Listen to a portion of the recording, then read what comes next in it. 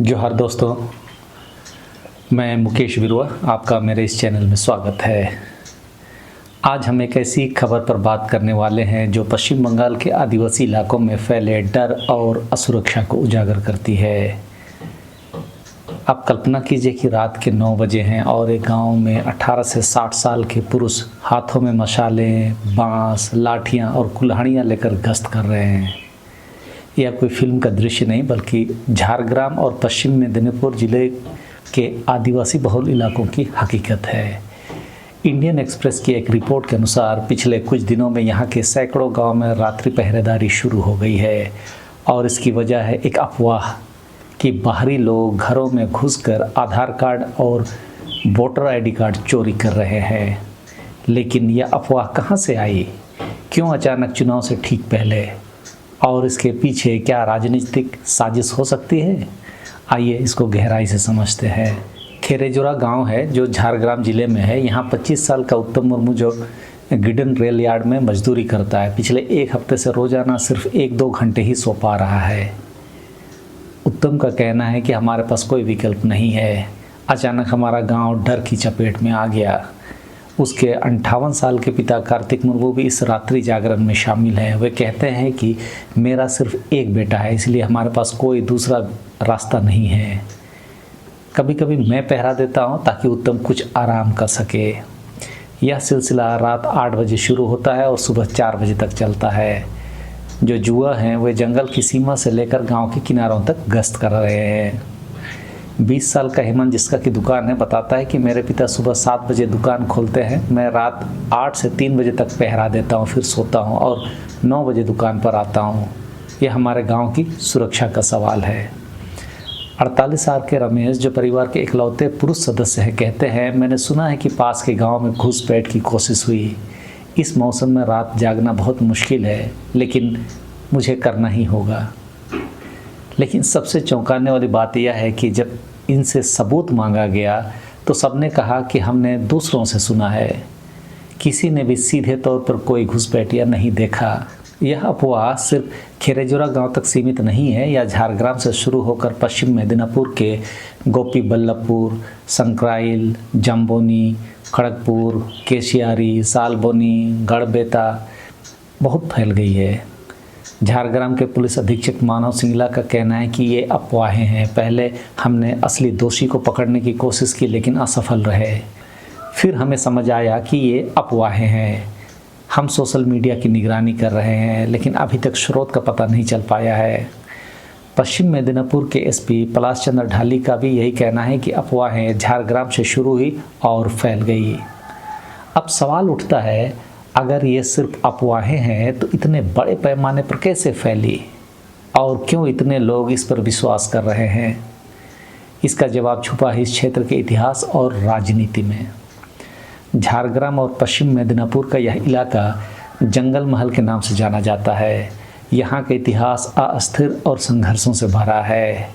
यहीं पर नक्सली आंदोलन की शुरुआत हुई थी। याद कीजिए लालगढ़ आंदोलन। नवंबर 2008 में जिंदल स्टील के एसीजेड के उद्घाटन के बाद पुलिस की कथित बर्बरता के खिलाफ आदिवासियों ने विद्रोह कर दिया था। People's committee against police atrocities का गठन हुआ और पूरा इलाका महीनों तक पुलिस से कटा रहा। 2010-11 की हिंसा के दौरान माओवादियों और पुलिस के बीच संघर्ष के कई मामले आए, सैकड़ों लोग उसमें मारे। आदिवासियों पर माओवादी होने के संदेह में झूठे मुकदमे दर्ज किए गए। आज भी यहाँ के लोग पुलिस पर अविश्वास करते हैं। साथ ही नक्सली हिंसा का भी यहाँ असर है। 2010 में यहाँ रेलवे ट्रैक उड़ाए गए, पुलिस कैंप पर हमले हुए। इसके बाद से यहाँ के आदिवासियों में बाहरी के प्रति गहरा संदेह भरा हुआ है। इसलिए जब अफवाह आई कि बाहरी लोग घरों में घुस रहे हैं तो इसने पुराने घाव हरे कर दिए। अब आते हैं मुख्य मुद्दे पर। यह अफवाह क्यों अभी फैली जब विधानसभा चुनाव में कुछ ही महीने बचे हैं? SIR का नाम तो सुने होंगे, विशेष गहन पुनरीक्षण। चुनाव आयोग का स्पेशल इंटेंसिव रिवीजन, यह अभियान इसी समय चल रहा है। यह मतदाता सूची का पुनरीक्षण है जिसमें संदिग्ध विदेशी नागरिकों की पहचान की जा रही है। जुलाई 2025 में बिहार में भी इसी SIR को लेकर हंगामा हुआ। विपक्ष ने आरोप लगाया कि यह पिछड़े वर्गों को मतदान से वंचित करने की साजिश हुई। राहुल गांधी ने कहा कि एसआईआर न सिर्फ आपको वोट चुराने की कोशिश है बल्कि आपका भविष्य भी चुराई जा रही है। सुप्रीम कोर्ट ने भी इलेक्शन कमीशन ऑफ इंडिया से पूछा कि यह एसआईआर चुनाव के इतने करीब क्यों, और नागरिकता सत्यापन गृह मंत्रालय का काम है, चुनाव आयोग का नहीं। बंगाल में फर्जी एसटी प्रमाण पत्र का मुद्दा भी है। नवंबर 2025 में बांकुड़ा में 10,000 आदिवासियों की रैली हुई। उनका आरोप था कि पिछले 12 सालों में लाखों गैर आदिवासियों को फर्जी शेड्यूल्ड ट्राइब्स प्रमाण पत्र बांटे गए। 2011 में 52 लाख एसटी प्रमाण पत्र थे, जो 2024 तक यह बढ़कर 80 लाख हो गया। आदिवासी कल्याण समिति का कहना है कि कई नेताओं ने चुनाव लड़ने के लिए फर्जी एसटी दर्जा हासिल किया। तो क्या यह अफवाह एसआईआर के खिलाफ प्रतिक्रिया है, या फिर यह चुनाव से पहले आदिवासी मतदाताओं को डराकर प्रभावित करने की कोशिश है? आइए संभावित साजिशों का विश्लेषण कर लेते हैं। पहली संभावना तो है कि मतदाताओं का दमन, आप कह सकते हैं आधार और वोटर आईडी चोरी होने का डर आदिवासियों को मतदान केंद्रों से दूर रख सकता है। अगर लोगों के पास पहचान पत्र नहीं होंगे तो वे वोट नहीं दे पाएंगे। यह एक सॉफ्ट डिसइनफ्रेंचाइजमेंट है, यानी कि नरम तरीके से मतदान या मताधिकार छीनना। कौन सी पार्टी किसी भी समाज की एकता से डरती है? उसका यह काम लगता तो है, और मुझे यह बताने की शायद ज़रूरत नहीं कि कौन सी पार्टी यह माहौल बना रही है। दूसरी संभावना है कि एसआईआर को असफल बनाना। अगर आदिवासी अपने दस्तावेज छिपाने लगें या उसकी जांच न होने दे तो एसआईआर प्रक्रिया प्रभावित होगी। इससे चुनावी हेरफेर की गुंजाइश बढ़ेगी, लेकिन यह मामला एसआईआर से छिपने की कोशिश तो नहीं लग रही है। तीसरी संभावना जो पेपर में दिया तो एक राजनीतिक लाभ का दिखाता है। टीएमसी एमएलए बीरबहा हंसदा कहती है कि ये अफवाहें सोशल मीडिया और मुँह जुबानी फैली है। साथ ही बीजेपी जिलाध्यक्ष तूफान महतो का भी कहना है कि गिरफ्तारी के बाद ही अफवाहों की उत्पत्ति का पता चलेगा। दोनों दलों ने पुलिस को सचेत किया, लेकिन दोनों ही इसे अफवाह बता रहे हैं। क्या यह दोनों ओर से यह साजिश का हिस्सा है? चौथी संभावना जो सबसे प्रबल है वह है कि सामाजिक ध्रुवीकरण। इस क्षेत्र में टीएमसी और बीजेपी के बीच कड़ी टक्कर है। 2021 विधानसभा चुनाव में कुल एसटी सीट जो है 16 है। टीएमसी को 9 सीटें यानी कि 56% वोट मिले, तो बीजेपी को 7 सीटें 44%। लेकिन 2024 लोकसभा चुनाव में 79 एससी एसटी विधानसभा क्षेत्रों में बीजेपी की बढ़त 42 से घटकर 33 हो गई, और एसटी सीटों में बीजेपी घटकर 6 पे आ गई, और झारग्राम लोकसभा सीट भी टीएमसी के कालीपदा सोरेन ने जीता। अब झारग्राम जो जिला है उसमें 4 सीटें हैं। 2021 में टीएमसी ने सभी चारों जीती। पश्चिम मेदिनीपुर, इसमें 3 सीटें हैं, ये भी यहाँ पर भी टीएमसी का दबदबा है। पुरुलिया में 2 सीटें हैं।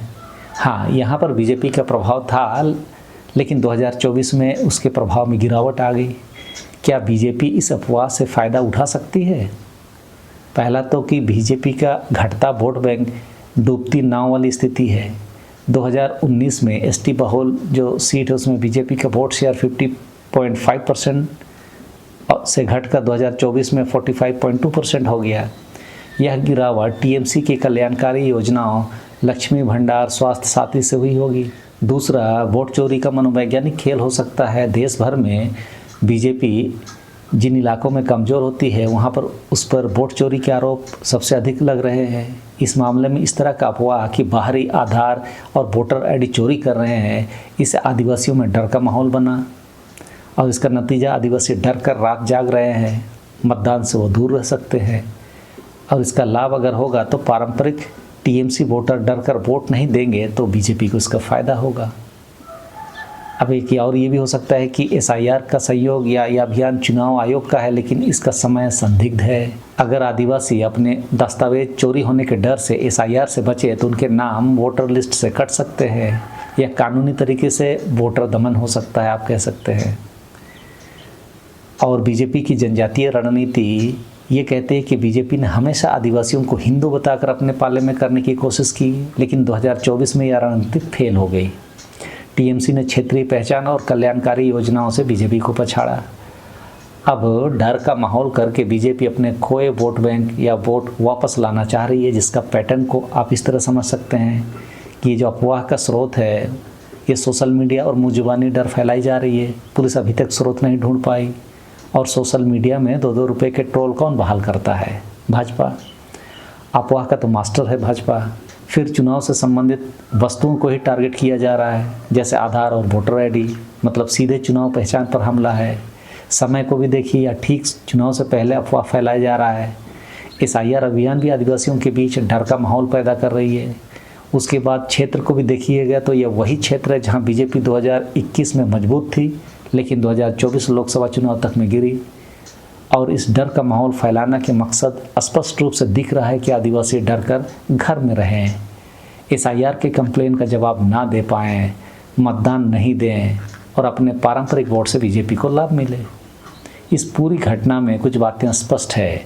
अफवाहें तो है, लेकिन डर असली है। पुलिस कह रही है कि कोई घुसपैठ नहीं हुई है, लेकिन गांव वालों का डर और असुरक्षा की भावना वास्तविक है। राजनीतिक समय बहुत संयोगपूर्ण है। चुनाव से पहले, SIR के दौरान और आदिवासी वोट बैंक के महत्व को देखते हुए इतिहास का असर को भी अब यहाँ देख सकते हैं। जंगल महल का मतदाता अतीत और पुलिस के प्रति अविश्वास इस डर को और गहरा करता है। दस्तावेज की राजनीति को आधार और वोटर आईडी आज सिर्फ पहचान नहीं, बल्कि जागरूकता और राजनीतिक अधिकार के प्रतीक बन गए हैं। सबसे बड़ा सवाल यह है कि अगर ये अफवाहें हैं तो इसका स्रोत कौन है, और अगर यह कोई ऑपरेशन है तो इसके पीछे किसका हाथ है? बंगाल के आदिवासी तो इस तरह डर के साए में जीने को मजबूर हैं। क्या आपके यहाँ भी ऐसी अफवाह फैल रही है? आपको क्या लगता है, यह सिर्फ अफवाह है या कोई बड़ी साजिश? कमेंट में ज़रूर बताएं। सबों को धन्यवाद। जोहार।